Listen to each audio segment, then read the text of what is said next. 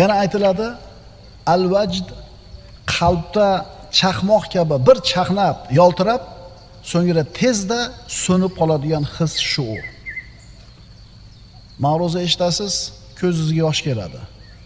Tilovat eshitasiz, ma'nosini tushunmasangiz ham qandaydir ko'zingiz yoshlanib, qalbingiz erib ketadi. Keyin to'xtab qoladi. Mana shu al-vajd.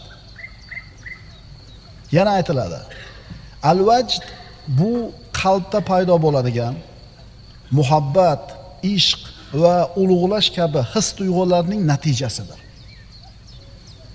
Al-vajd so'zini birodarlar arab tilida 32 ta sinonimi bor ekan.